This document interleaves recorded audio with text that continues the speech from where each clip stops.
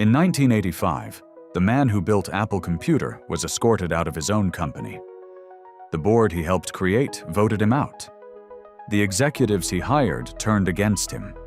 He walked out of the building he founded carrying nothing but the weight of what just happened. His name was Steve Jobs, and what came next is one of the greatest comebacks in human history. This is the story of Apple, and it starts not with $1 billion, but with a garage. Steve Wozniak was the most gifted electronics engineer of his generation. He could build computers from memory. He could solve in an afternoon what took other engineers a week. But Woz did not want to start a company. He wanted to build things and share them for free. He genuinely believed technology should belong to everyone. He was the kind of genius who gave away his most brilliant ideas because the ideas mattered more than the money. Steve Jobs was something completely different. He could not build what Wozniak built, but he could see what it meant. Where Wozniak saw a circuit board, Jobs saw a revolution. Where Wozniak saw a hobbyist toy, Jobs saw a tool that would change how every human being on Earth lived and thought and created. When Jobs looked at Wozniak's computer, he did not see a machine. He saw the future. And he had one question: how do we sell it to the world? In 1976, Steve Jobs sold his Volkswagen van. Wozniak sold his scientific calculator. Together they had $1,300. They set up in Jobs' family garage in Los Altos, California. No investors, no office, no employees. Just two young men, a workbench, and an idea that personal computers should be for everyone, not just universities and corporations. Jobs named the company Apple. He said he wanted it to feel warm and approachable and human. He wanted it to feel like something you could trust.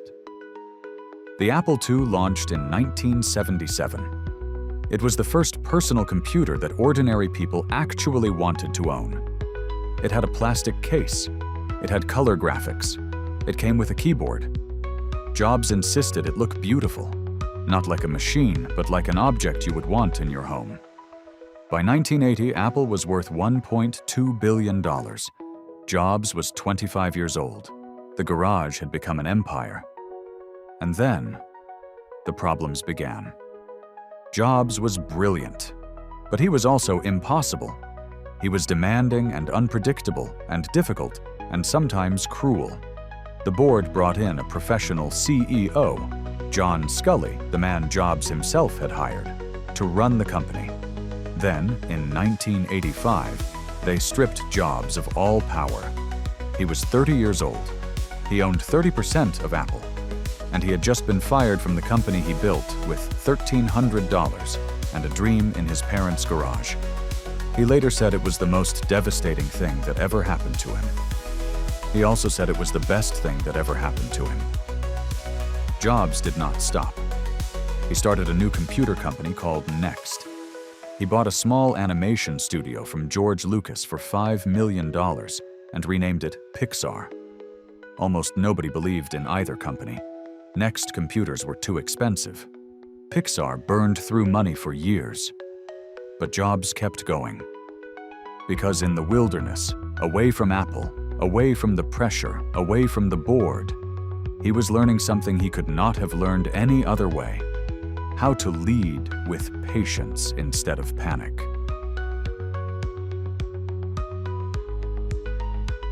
By 1996, Apple was 90 days from bankruptcy.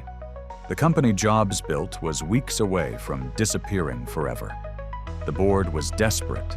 They bought Next, Jobs' new company, just to get Jobs back. He returned not as a visitor, not as a consultant, as the man in charge. He walked back through the same doors he had been walked out of 11 years earlier. He looked at what Apple had become. Then he did something nobody expected. He made it simple again.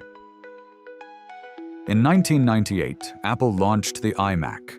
In 2001, the iPod. In 2007, the iPhone. Each one changed the world. Each one was called unnecessary before it launched. Each one made every competitor scramble to catch up. Jobs had not just saved Apple. He had rebuilt it into something the 1985 version of himself could not have imagined. A company that did not just make products. A company that told people what was possible. Apple became the first company in history to be worth $1 trillion, then $2 trillion, then $3 trillion. All of it from a garage. All of it from $1,300 and a name chosen because nobody thought of a better one before 5 o'clock.